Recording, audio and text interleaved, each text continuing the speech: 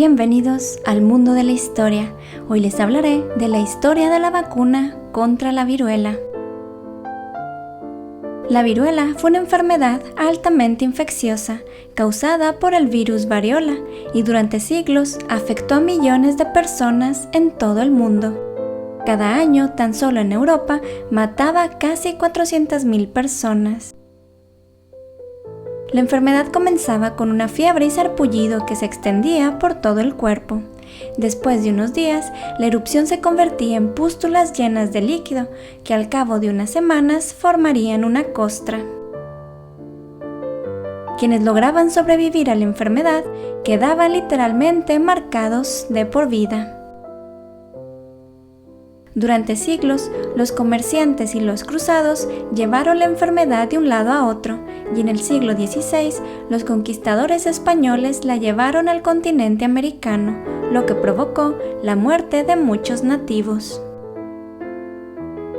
Hace aproximadamente 1000 años, se dieron algunos intentos de protegerse de la enfermedad inoculando a las personas. En la antigua China, por ejemplo, inhalaban un polvo hecho de las costras de la viruela. Aunque los receptores del material virulento se enfermaban, rara vez morían. A esta práctica se le llamó variolización y se practicó en Asia, varias partes de África y en Turquía. Lo que nos lleva a la historia de la británica Mary Wortley, quien vivió durante algunos años en ese país y fue testigo de la práctica de la inoculación contra la viruela, que se llevaba a cabo tomando el líquido de una pústula de un enfermo y se introducía en una incisión de una persona no infectada, con la finalidad de protegerlo de la enfermedad. En consecuencia, el receptor contraía una versión más leve de viruela. En 1718, Lady Mary introdujo dicha práctica a Gran Bretaña y alentó al gobierno a inocular a los niños, entre ellos a sus 2 hijos. Ella se enfrentó al miedo y los prejuicios persistentes en contra de dicha práctica. Las personas la ridiculizaban y a menudo la llamaban ignorante. Pero ella siguió luchando para que las personas, y sobre todo los niños, fueran inoculados. La viruela no distinguía clases sociales. Llegó a matar a varios monarcas europeos, como la reina María II de Inglaterra o el zar Pedro II de Rusia. En 1768, un médico inglés de nombre John Fuster planteó lo siguiente: si una persona contraía viruela bovina, era inmune a la viruela que se daba en humanos, y que a diferencia de esta última, la viruela bovina no era mortal. En los años siguientes, otros investigadores en Inglaterra y Alemania tomaron de base esa hipótesis e inocularon a varias personas con la viruela bovina. En 1796, Edward Jenner, otro médico inglés originario de Berkeley, se encontraba trabajando como médico rural, y un buen día le tocó atender a Sarah Nelms, quien le dijo que le habían salido unos granos en sus manos, después de haber ordeñado una vaca que se llamaba Blossom. Y Sarah Nelms también le mencionó lo siguiente: no es viruela porque ya tuve viruela bovina y nunca tendré una cara fea y marcada de viruela. En esa época, al menos en Europa, se sabía que los granjeros y sobre todo las lecheras eran inmunes a la viruela, y los rostros lisos y tersos de las lecheras eran la envidia de todos, tomando en cuenta que abundaban los rostros marcados o desfigurados a causa de esa enfermedad. Las palabras de Sarah hicieron eco en Edward Jenner, quien postuló que las viruelas bovina, equina y humana eran variantes de una misma enfermedad, pero que por alguna razón, al pasar a los animales se debilitaba y que las personas en contacto directo con estos animales se exponían a una versión menos agresiva y que de alguna manera quedaban protegidos contra las versiones más peligrosas. El 14 de mayo de 1796, Edward Jenner decidió probar su teoría. El paciente de prueba resultó ser un niño de 8 años llamado James Phillips. Jenner le hizo 2 incisiones en el brazo del pequeño e insertó pus que tomó de las ampollas de Sarah, la lechera infectada con la viruela bovina. Para fortuna de todos, después de unas semanas, el pequeño se recuperó satisfactoriamente. Solo padeció fiebre durante algunos días y le salió una ampolla en el lugar de la inoculación. Posteriormente, el 1 de julio de ese año, Edward Jenner volvió a inocular al niño. Esta vez, con pus tomada de una ampolla de una persona enferma de viruela humana. El pequeño James no mostró ningún síntoma, pues al parecer ya estaba inmunizado. Edward Jenner presentó sus hallazgos ante la comunidad científica, pero no obtuvo ni la aprobación ni el apoyo de esta. Durante los siguientes meses, Jenner, seguro de sí mismo y de su método, inoculó a varios niños más, incluyendo a su hijo de 11 meses de edad, todos con resultados positivos. En 1798, Jenner publicó sus hallazgos en su obra titulada Investigación sobre las causas y los efectos de la Variolae vaccinae, es decir, la viruela vacuna. Ahí acuñó el término vacuna en relación con la palabra latina para vaca.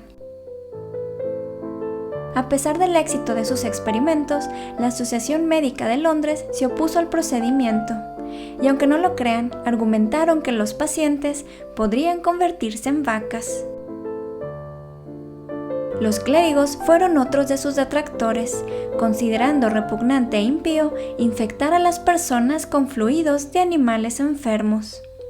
De todas formas, la ahora llamada vacunación fue ganando terreno y terminó reemplazando a la variolización. En 1802, a petición del Parlamento británico, se le otorgaron a Jenner 10,000 libras esterlinas como reconocimiento por su trabajo, a las cuales se le sumaron 20,000 libras, cuando se confirmó la eficacia de la vacunación. En 1803, el rey Carlos IV de España, aconsejado por el médico Francisco Javier Balmis, mandó organizar una expedición a fin de vacunar a los habitantes de los dominios españoles y garantizar la vacunación a las generaciones futuras. A esta expedición se le llamó la Real Expedición Filantrópica de la Vacuna, la cual culminó en 1806. Sobre esto, Jenner escribió: "No puedo imaginar que en los anales de la historia se proporcione un ejemplo de filantropía más noble y más amplio que este". En 1805, el mismísimo Napoleón Bonaparte, quien en ese momento estaba en guerra con el Reino Unido, ordenó vacunar a sus soldados con el método de Jenner. Durante dicha guerra, Jenner, quien ya gozaba de gran reconocimiento, le pidió a Napoleón Bonaparte que liberara a algunos prisioneros de guerra ingleses. Sin dudarlo, Napoleón Bonaparte lo hizo, mencionando que no podía negarle nada a uno de los más grandes benefactores de la humanidad. Para 1813, el método de Jenner se extendió hasta Asia y América, teniendo lugar las primeras campañas de vacunación de la historia, para lo cual los científicos crearon reservas recolectando pus del ganado infectado. La tasa de mortalidad a causa de la viruela disminuyó rápidamente. Jenner se volvió famoso. Sus hallazgos le valieron el reconocimiento en distintos países y en 1821 fue nombrado médico del rey Jorge IV del Reino Unido. La fama, el dinero y el reconocimiento internacional no cambiaron a Edward Jenner. Él siguió viviendo en Berkeley, su pueblo natal, y continuó trabajando como médico rural y vacunando gratis a las personas en el jardín de su casa. Edward Jenner es considerado el fundador de la vacunación en Occidente. Murió el 26 de enero de 1823, a la edad de 73 años. A pesar de que el método de inoculación de Jenner era exitoso, nadie sabía exactamente por qué.